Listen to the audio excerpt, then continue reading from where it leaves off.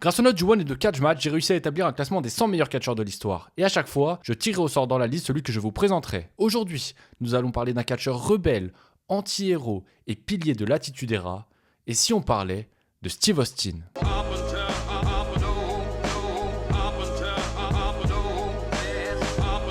Steve Austin, a.k.a. Ringmaster, a.k.a. Stunning Steve, a.k.a. Steve Williams, ou bien encore plus communément Stone Cold Steve Austin, est un catcheur américain qui a débuté sa carrière à la fin des années 1980 dans de petites fédérations américaines, notamment à l'USWA, avant de débuter à la WCW en 1990. Il va rester à la WCW jusqu'en 1995 pour ensuite signer à la WWF et il va littéralement exploser à partir de l'année 1997. Mais alors, qui est Steve Austin? Eh bien, si on parle de Steve Austin, c'est parce qu'il a été l'une des figures marquantes d'une période adulée par les fans, l'Attitude Era.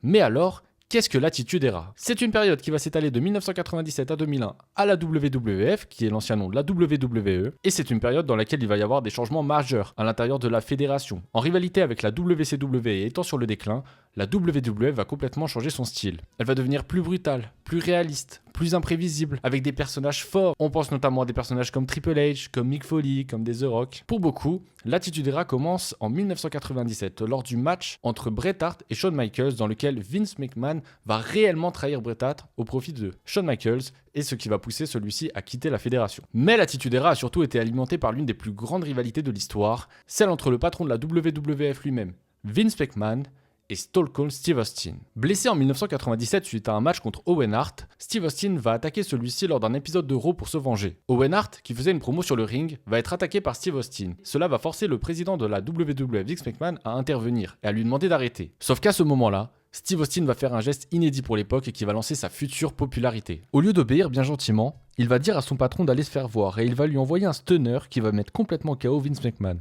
Et là, c'était parti. Le personnage de Vince McMahon, qui n'avait jusqu'à présent jamais été présenté à l'écran, va se former. On va découvrir un patron imbu de sa personne, autoritaire, sans foi ni loi, qui ne va pas hésiter à virer n'importe qui à tout va. Et en face de lui, un Steve Austin rebelle, qui va en faire qu'à sa tête, qui va pas hésiter à attaquer Vince McMahon et parfois à l'affronter dans des matchs officiels. Cela va lui donner une popularité prodigieuse et ça va devenir l'un des plus grands faces de l'histoire du catch. Vraiment, à cette époque, Steve Austin retournait les foules, les gens achetaient à balles son merchandising. Dès qu'on entendait le célèbre son de vitre qui se brise avant le theme song de son entrée, on savait qu'il allait arriver et on savait qu'il allait nous surprendre. Le plus fou dans tout ça, c'est que Steve Austin devient face alors qu'il est violent, il est grossier, il triche parfois durant ses matchs, il boit des bières à tout va. Mais le fait qu'un mec aux allures de heel se rebelle contre quelqu'un d'encore plus détesté que lui, ça a cimenté sa popularité. Steve Austin va avoir d'autres rivalités légendaires à cette époque. On peut d'abord parler de sa rivalité contre The Rock, qui était avec lui l'un des deux visages, on va dire, de la fédération à cette époque-là. Mais The Rock était un peu plus en mode showman, en mode divertissement, mais ils ont souvent eu des luttes pour savoir qui était le visage de la fédération. On peut également parler de sa rivalité avec Triple H, qui a été une rivalité vraiment violente, rivalité dans laquelle Triple H va renverser Steve Austin avec une voiture, et ensuite, lorsque Steve Austin revient de blessure, à Survivor Series 2000, Steve Austin va soulever la voiture de Triple H avec Triple H à l'intérieur, il va la soulever avec une grue, et lâcher la voiture. Tout va bien les gars, tout est normal. Ou bien encore, on peut parler de sa rivalité contre l'Undertaker avec qui il a eu 2-3 belles confrontations. Steve Austin fait partie de la catégorie des brawlers et je tiens à m'excuser par rapport à un truc que j'ai dit lors de ma vidéo sur Minoru Suzuki dans laquelle j'ai dit que c'était un brawler. Minoru Suzuki n'était pas vraiment un brawler, c'était plus un technicien parce qu'il apportait son background punk race à l'intérieur de ses matchs et il était très doué pour manier les corps dans le ring, etc. Personne ne l'a relevé, mais je tenais quand même à le préciser. Fin de la parenthèse. Steve Austin est donc un brawler et c'est dû en partie à son match contre Owen Hart en 1997 dans lequel il va mal se réceptionner sur un pile driver et il va du coup subir des blessures à la nuque. Ces blessures qui vont l'handicaper, il va avoir des douleurs chroniques tout au long de sa carrière et ça va même le forcer à arrêter sa carrière prématurément en 2003. A noter pour l'anecdote qu'il a continué de catcher après sa blessure jusqu'en 1999. On lui a dit s'il te plaît Steve, va te faire opérer, va te soigner. Il a fait non, moi le catch c'est la priorité, on verra plus tard. Du coup... Il a quand même dû s'absenter en 1999 pour se faire opérer et être absent pendant 1 an. Donc son arsenal est assez simple, mais voici ses principales prises. Tout d'abord, on peut parler du stun gun qui consiste à juste soulever son adversaire et à le projeter dans les cordes. On peut également parler du $1 Million Dream qui est une prise de soumission qui ressemble un peu à un Anaconda Vice mais debout. On peut ensuite parler de son Muddle Stomping qui est en fait une prise dans laquelle Steve Austin va juste piétiner son adversaire dans le coin du ring et lui enchaîner coup de pied sur coup de pied sur coup de pied. Évidemment, il a également son fameux Loot Express dans lequel il va sauter son adversaire et lui enchaîner une série de coups de poing. Et enfin, on peut parler de son fameux Stone Cold Stunner, qui est une prise mythique que l'on a eu à toutes les sauces. Steve Austin l'a envoyé à pas mal de personnes et aujourd'hui, elle est reprise par Kevin Owens. Et si on passait maintenant au point palmarès.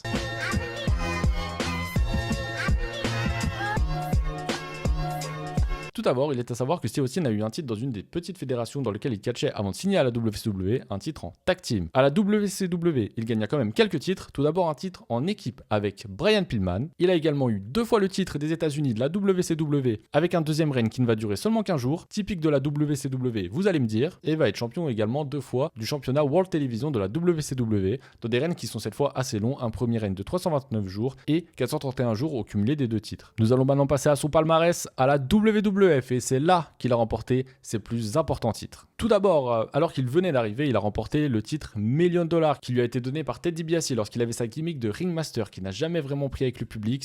C'était un peu plus un titre honorifique parce qu'il a jamais défendu la ceinture. Et cette ceinture, elle a toujours été un peu étrange. Ils ont essayé de la remettre à NXT à un moment donné, mais ça n'a jamais vraiment pris. Il a également eu 4 titres World Tag Team de la WWF. Un premier titre avec Shawn Michaels en 1997, mais Shawn Michaels va se blesser et il a dû donc rendre le titre vacant. Mais Steve Austin va récupérer le titre, cette fois en compagnie de Dude Love pour un deuxième règne. Il va gagner un troisième titre en 1998 en compagnie de l'Undertaker. Et enfin, un dernier titre avec Triple H en 2001. Et ses règnes de champion par équipe ont à chaque fois été très courts. Il va également être champion intercontinental 2 fois et c'est toujours le même titre intercontinental à l'heure actuelle. Il va avoir 2 courts règnes d'environ 1 mois à chaque fois en battant Owen Hart. Enfin, notre cher Steve Austin a gagné 6 titres WWF World Heavyweight qui correspond au championnat Undisputed actuellement qui est détenu par Cody Rhodes. Il va gagner son premier titre contre Shawn Michaels à WrestleMania 14 pour ensuite faire un règne qui dure 3 mois. Il perd son titre à King of the Ring 1998 contre Kane mais va le regagner le lendemain à Raw pour ensuite nous faire encore un règne qui dure 90 jours. Il va alors ensuite abandonner la ceinture juste pour défier l'autorité,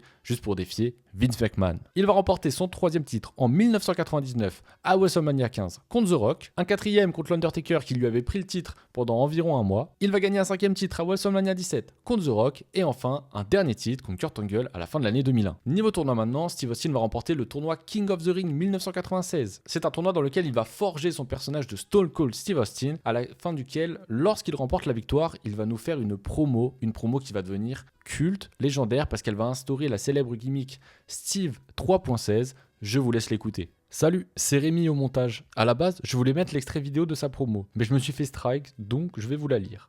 Après avoir remporté le tournoi, Steve Austin va s'adresser à Jake Roberts qu'il venait d'affronter, catholique pratiquant, et il va lui déclarer: tu t'assois là et tu lis ta Bible, et tu récites tes prières, et ça t'a mené nulle part. Tu parles de tes psaumes, tu parles de Jean 3.16.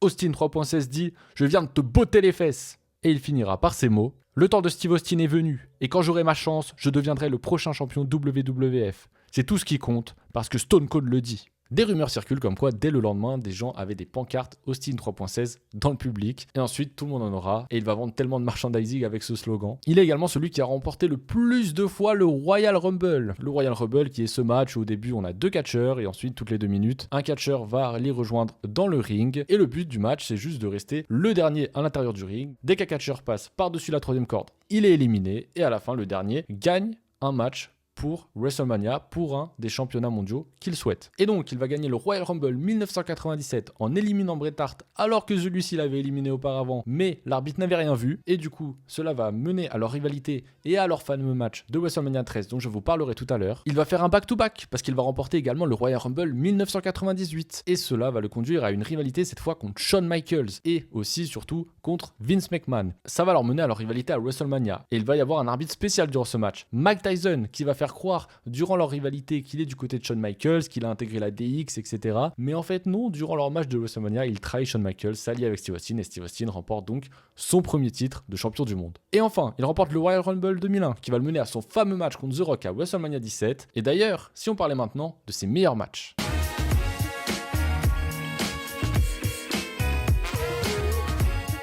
Il faut savoir que Steve Austin a eu 2 matchs 5 étoiles au cours de sa carrière. Et je vais d'abord vous en parler d'un qui s'est déroulé à la WCW dans un Wargame à Wrestle War 1992. Il a été noté 5 étoiles et 9.9 sur Cage Match. Ça va être une confrontation entre Arn Anderson, Beautiful Booby, Larry Zbyszko pardonnez ma prononciation, Rick Rude et Steve Austin contre Barry Windham, Dustin Rhodes, Nikita Koloff, Ricky Steamboat et Sting. Je dois vous avouer que c'est un match que j'ai vu il y a quelques années. On peut retrouver des superstars qui étaient vraiment très jeunes à l'époque. Je pense à Dustin Rhodes, je pense à Sting, je pense à Steve Austin. Et c'est toujours intéressant de les regarder. Ils ont une stipulation que je trouve avant-gardiste pour l'époque, avec ces deux rings collés, enfermés dans une cage. Et à l'époque, il n'y avait pas besoin de gros spots, ni des spots extraordinaires pour faire un bon match. C'était juste de la violence. La foule était complètement investie. C'est bien dans son jus, il faut quand même l'avouer. Mais ça reste quand même un bon match. Je dois également parler de son match avec Triple H contre Chris Benoit et Chris Jericho, dans un match qui s'est déroulé à Raw en mai 2001, noté 4 étoiles 3 quarts et 9.22 sur Cage Match. C'est un match de 14 minutes dans lequel Triple H va se déchirer le quadriceps et continue à catcher. Le mec il a pas peur, il va continuer à catcher et c'est surtout un duel entre deux top stars bien établis, Triple H et Steve Austin,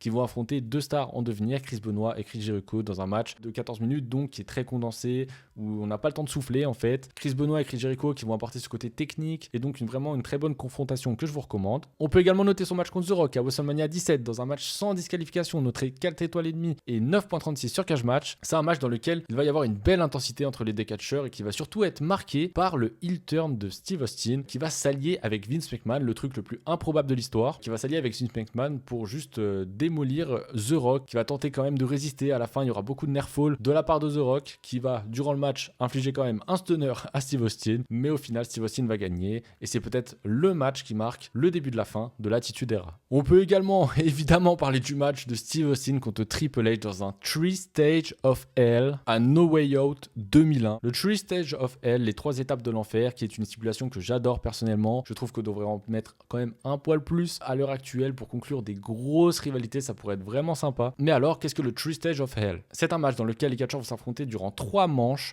et dans chacune des manches, il y aura une stipulation différente. Le premier catcheur qui remporte 2 manches remporte le match. Et là, nos deux compères vont s'affronter tout d'abord dans un match simple, puis dans un street fight et enfin pour finir dans un match en cage. Et à l'époque, c'était pas les street fights d'aujourd'hui à la WWE. À l'époque, ça s'envoyait du sledgehammer, des chaises, des gros bouts de bois avec des barbelés autour. Les deux catcheurs sont entrés en véritable guerre durant ce match. Ils se sont défoncés. Ils ont vraiment tout fait pour limite tuer leur adversaire. Genre vraiment, c'était bien violent avec du sang. Les deux catcheurs vont aller au bout d'eux-mêmes. Ça a été le premier et ça restera sans doute le meilleur 3 Stage of Hell de l'histoire. Et enfin, comment ne pas parler de son match contre Bret Hart à WrestleMania 13, noté 5 étoiles et 9.64 sur Cage Match. Un match mythique aujourd'hui encore, qui est surtout connu pour son double turn au début du match. Steve Austin arrive en tant que heel et Bret Hart en tant que face, mais au cours du match, les rôles vont s'inverser. Steve Austin repartira du match en tant que face et Bret Hart en tant que heel. Cela va surtout se jouer par le fait que Bret Hart va s'acharner sur la jambe de Steve Austin pendant pas mal de temps, puis lui porter à la fin un sharpshooter. Et le sharpshooter, il va le tenir, il va le rester, alors que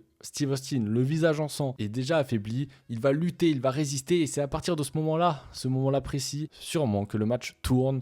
Et que d'un coup, Steve Austin devient face, on le voit lutter, le public a de la peine pour lui et a envie d'être derrière lui. Bret Hart qui ne lâche pas, il remporte le match parce que Steve Austin s'évanouit. Et à la fin, Bret Hart va continuer d'attaquer Steve Austin, il va encore l'attaquer à la jambe. Il va être défendu par Ken Shamrock qui va venir s'interposer, mais là, Bret Hart va faire un move de pur heel, c'est-à-dire qu'il ne va pas combattre Ken Shamrock, il va juste partir en pur lâche. Le public était un peu mitigé en vrai, on sent à la fin qu'il y en a certains qui l'acclament, mais il y en a aussi pas mal qui commencent à lui faire des doigts d'honneur.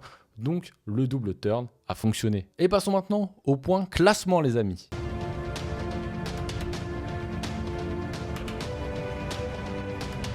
À l'heure actuelle, Steve Austin ne fait plus partie du top 100 des meilleurs catcheurs de l'histoire. Mais il fait partie de ces catcheurs que j'ai ajoutés à la liste. Il y a un peu moins de 30 catcheurs que j'ai ajoutés afin de pouvoir les aborder sur la chaîne parce qu'ils ont tous marqué l'histoire du catch à leur manière. Et c'était pour moi impossible, par exemple, de ne pas parler de Stone Cold Steve Austin. Steve Austin est actuellement à la 149e position, mais il a été dans le top 100 jusqu'en 2022. Et il faut savoir qu'en 2001 et 2002, il était à la 12e place de ce top. Ce qui veut dire qu'à l'époque, il était le 12e meilleur catcheur de l'histoire. Et je peux vous dire qu'il n'y a pas beaucoup de catcheurs qui sont montés aussi haut dans ce classement. En 1997, il va être le 7e meilleur catcheur de l'année. Et d'ailleurs, le premier non japonais. C'est-à-dire que devant lui, il y avait des Misawa, des Kobashi qui eux survolaient tout du côté de la All Japan. Côté Occident, il y avait Steve Austin et les autres, évidemment. Et il va par contre être le meilleur catcheur de l'année 2001, devant tout le monde, et devant des Chris Benoit, des Chris Jericho, des The Rock, etc. Comme on peut le voir sur ce graphique avec les points que j'ai comptés, c'est clairement sa meilleure année en termes de catch pur. Alors qu'en termes d'image, il n'était plus aussi respecté qu'avant. Les gens ayant très peu apprécié qu'il s'allie avec Vince McMahon ou encore avec Triple H, avec qui il va former une équipe qui va s'appeler The Two-Man Power Trip. Mais c'est bien en devine qu'il va enchaîner ses meilleurs matchs et que vous pourrez sûrement ses meilleures confrontations. Il y a le match contre The Rock à WrestleMania, il y a le 3 Stage of Hell contre Triple H, il y a le Mac Tag Team contre Benoit et Jericho, il y a également des matchs contre Kurt Angle, contre Chris Benoit. Il va également participer à un match à Survivor Series 2001 dans lequel il va leader une team avec des catcheurs de la WCW contre une team WWF qui va être leadée par The Rock. C'est dommage que sa carrière a dû être écourtée par ses problèmes récurrents de santé. Il fera son dernier match à WrestleMania 19 en 2003 contre The Rock. Ensuite, ses douleurs chroniques et également des désaccords créatifs à propos de son personnage, à propos des futurs projets, l'ont emmené à quitter la WWF et à arrêter le catch. Il va quand même faire de temps à autre quelques apparitions à des WrestleMania, etc. où il va nous lâcher un petit stunner par-ci par-là, boire des bières avec le public. A noter qu'il revient faire un dernier match en 2022 contre Kevin Owens à WrestleMania 38 chez lui au Texas, dans un court match de 13 minutes avec une stipulation qui va lui permettre de ne pas trop prendre de risques dans le ring et qui va lui permettre de nous offrir une dernière danse. Steve Austin, donc, dans un laps de temps très court, 4 à 5 ans, on va dire, grand max, a fortement impacté l'industrie du catch. Le paysage actuel du catch aurait sûrement été différent sans lui et tout ce qu'il a apporté. Aujourd'hui encore, on ressent son héritage. Quand on voit un Jon Moxley à l'AEW, comment ne pas penser à Steve Austin derrière, avec ce même côté rebelle, ce même engouement de la foule. Je repense encore à Jon Moxley il y a 2-3 ans où la foule était vraiment hype de fou. Ça ne peut faire qu'en penser qu'à Steve Austin et c'est forcément une des stars qui l'a inspiré. La dernière fois, on a parlé d'une légende du catch japonais. Aujourd'hui, on a abordé une icône du catch américain. Que demander de mieux, les gars? Mais toi, t'en penses quoi de Steve Austin?